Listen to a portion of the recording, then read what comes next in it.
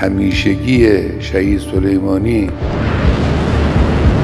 সামনে ভয়ঙ্কর রক্তক্ষয়ী সংঘাত। ইরানি হামলার আশঙ্কায় মধ্যপ্রাচ্যে চড়ছে উত্তেজনার পারদ। এমন মুহূর্তেই সৌদি আরব জানিয়ে দিল তাদের ফাইনাল সিদ্ধান্ত। মার্কিন যুক্তরাষ্ট্রের সাথে সৌদি আরবের সুসম্পর্ক থাকলেও মধ্যপ্রাচ্যে নতুন করে রক্তক্ষয়ী সংঘাতের পক্ষে নয় রিয়াদ, সেই কথাই সাফ জানিয়ে দিল সৌদি আরব।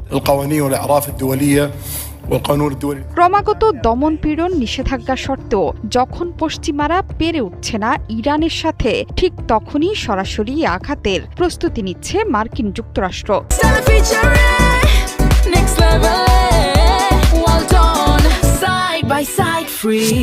ভেনেজুয়েলার মতো মধ্যপ্রাচ্য বিশাল নৌবহর জড়ো হচ্ছে, তবে ইরান কিন্তু ভেনেজুয়েলার মতো নয়। বছরের পর বছর ধরে সামরিক শক্তিতে মধ্যপ্রাচ্যে ১ নম্বর স্থান দখল করে আসছে তেহরান। همیشگی شهید سلیمانی সৌদি যুবরাজ সাফ জানিয়ে দিয়েছেন যে ইরানের সামরিক অভিযান চালানোর ক্ষেত্রে কোনো দেশকে সৌদি আরবের আকাশসীমা ও ভূখণ্ড ব্যবহার করতে দেবে না রিয়াদ।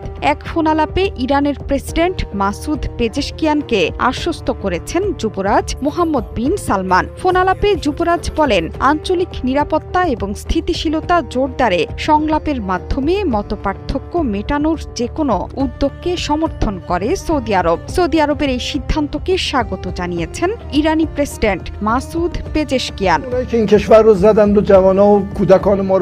সৌদি যুবরাজের আগে একই পদক্ষেপ নিয়েছিল সংযুক্ত আরব আমিরাত। তারা বলেছে ইরানের বিরুদ্ধে কোনো সামরিক অভিযানে নিজেদের আকাশসীমা বা আঞ্চলিক জলসীমা ব্যবহার করতে দেবে না আরব আমিরাত। পেজেশকিয়ানের বরাতে ইরানি গণমাধ্যমগুলোর খবরে বলা হয়েছে, আন্তর্জাতিক আইনের কাঠামোর মধ্যে থেকে যুদ্ধ ঠেকানোর মতো যে কোনো প্রক্রিয়াকে স্বাগত জানায়